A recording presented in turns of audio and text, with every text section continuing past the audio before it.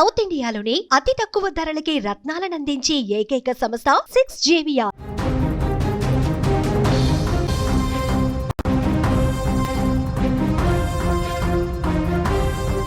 చేవేళ్లలో జరిగిన రోడ్డు ప్రమాద దృశ్యాలు ప్రతి ఒక్కరిని కూడా కన్నీళ్లు పెట్టిస్తున్నాయి. ఒకే కుటుంబంలో ముగ్గురు అక్క చెల్లెళ్ళు చనిపోవడంతో ఆ కుటుంబంలో తీవ్ర విషాదం నెలకొంది. ఆ తల్లిదండ్రులు గుండెల విషయాల రోధిస్తున్నారు. అక్క చెల్లెళ్ళ మృతితో పూర్తిగా కూడా ఆ తాండూరు పట్టణం, ఆ ఇంటి పరిసర ప్రాంతాలన్నీ కూడా పూర్తిగా విషాదంలో కూరుకుపోయిన పరిస్థితుంది. అక్క చెల్లెళ్ళు తనూష, సాయిప్రియ, నందినిగా గుర్తించారు. హైదరాబాద్లో వాళ్ళు చదువుకుంటున్నారు. ముగ్గురు అక్క చెల్లెళ్ళు కూడా హైదరాబాద్లో చదువుకుంటూ ఉన్నారు.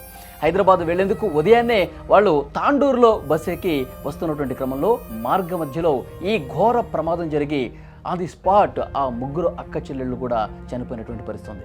గమ్యస్థానానికి చేరుకోకముందే ఈ ఘోర రోడ్డు ప్రమాదంలో ముగ్గురు చనిపోయారు. మీరు దృశ్యాల్లో చూస్తూ ఉన్నారు స్క్రీన్ మీద.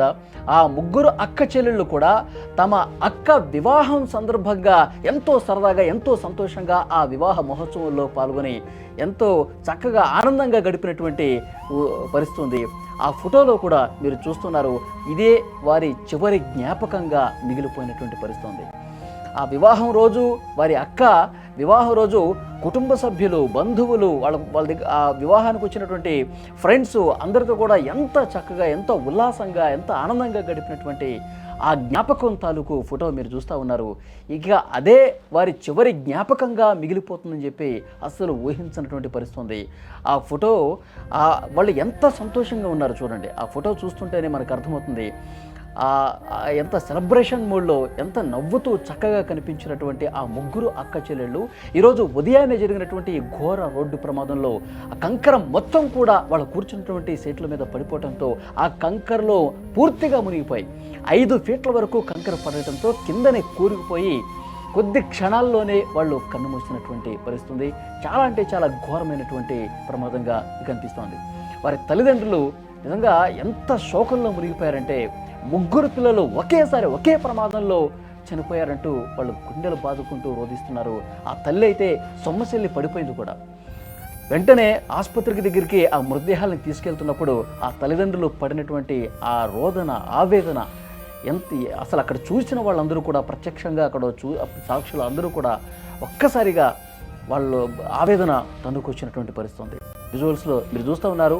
మొత్తం కూడా ఆ ప్రమాదం జరిగిన తర్వాత రెస్క్యూ జరుగుతున్నటువంటి దృశ్యాలు, మృతదేహాలని వెలికి తీసి వెంటనే ఆసుపత్రికి తరలిస్తున్నటువంటి దృశ్యాలు మీరు చూస్తూ ఉన్నారు.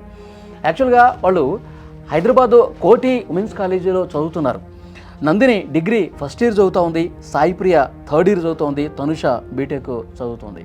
ఈ ముగ్గురు అక్క చెల్లెళ్ళు కూడా అప్పుడప్పుడు తాండూరుకు వస్తూ ఉంటారు, తమ స్వగ్రామానికి వస్తూ ఉంటారు, కుటుంబ సభ్యులతో ఆనందంగా సరదాగా గడుపుతూ ఉంటారు. నిన్న వారి తల్లే చెప్పిందంట, ఈరోజు ఒక్కరోజు ఉండండి సండే, రేపు ఉదయాన్నే వెళ్ళొచ్చు, ఉదయం బస్సుకే వెళ్ళండి అని చెప్పి అన్నది వారి తల్లి. యాక్చువల్గా వాళ్ళు నిన్న ఈవినింగే బయలుదేరాల్సి ఉందంట.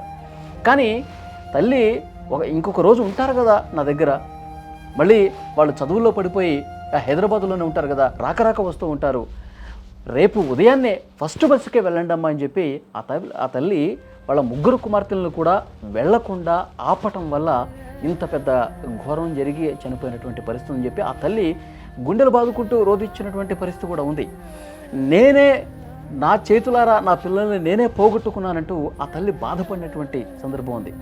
నిన్న ఆదివారం రోజు నేను పంపించి ఉంటే హైదరాబాద్కి వాళ్ళు ఈరోజు బతికి ఉండేవాళ్ళు కాదా అని చెప్పి ఆ తల్లి రోధించిన పరిస్థితి. ఆ తండ్రి కూడా ఆ గుండెల్లో ఆ బాధని దిగమింగుకొని మాట్లాడుతున్నటువంటి పరిస్థితి. నిజంగా వాళ్ళు నలుగురు అక్క చెల్లెళ్ళు, ఒక అన్న కూడా ఉన్నాడు. అక్క వివాహం రోజే ఆ ఫోటో మీరు చూస్తున్నారు. ఇదే చివరి జ్ఞాపకం అయిపోయినటువంటి పరిస్థితి. ఆ కుటుంబ సభ్యులు, వాళ్ళ బంధువులు అందరూ కూడా ఆ స్పాట్లో రోధిస్తున్నటువంటి పరిస్థితి. ఒక్కసారి మీరు స్క్రీన్ మీద విజువల్స్లో చూస్తూ ఉన్నారు. వివాహం సందర్భంగా ఆ ఇంటికి ముందు వేసినటువంటి పందిరిని చూడొచ్చు, ఆ ఇంటికి వేసినటువంటి సున్నం కావచ్చు, వివాహం సందర్భంగా అలంకరించుకున్న అలంకరణలు అన్నీ కూడా అదే విధంగా ఉన్నాయి. గత నెల 15వ తారీఖు జరిగింది. ఇంకా నెల కూడా గడవక ముందే మమ్మల్ని వదిలేసి వెళ్ళిపోయారా అంటూ ఆ కుటుంబ సభ్యులు, ఆ తల్లిదండ్రులందరూ కూడా కింద కూర్చొని గుండెలు బాదుకుంటూ రోధిస్తుంటే నిజంగా చూస్తున్న ప్రతి ఒక్కరూ కూడా కంటతడి పెడుతున్నటువంటి పరిస్థితి ఉంది. ఇలా ఎన్నో కుటుంబాలు ఛిద్రమైపోయినాయి, ఎన్నో కుటుంబాలు శోక సంద్రంలో మునిగిపోయినటువంటి పరిస్థితి ఉంది.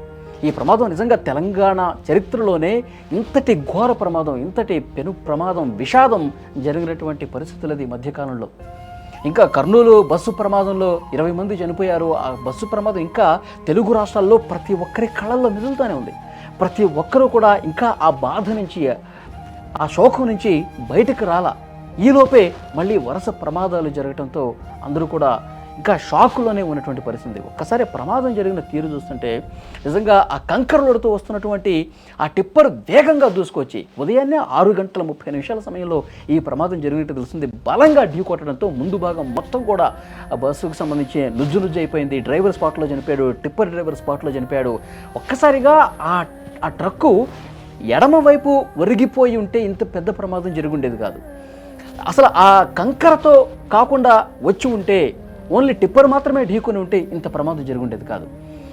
భారీ లోడుతో టన్నుల కొద్దీ కంకరతో వచ్చినటువంటి ఆ టిప్పరు బస్సుని ఢీకొని కుడివైపుకు ఒరిగిపోవటం వల్ల బస్సులో కుడివైపు కూర్చున్నటువంటి ప్రయాణికులు మొత్తం కూడా ఆ కంకర మీద పడి గాయాల పాలై పూర్తిగా 5 ఫీట్ల వరకు ఆ కంకర మొత్తం కూడా బస్సులో ఒరిగిపోయి కంకర కింద కూరుకుపోయి చనిపోయినటువంటి పరిస్థితి. చాలా అంటే చాలా విషాదకరమైన ఘటన.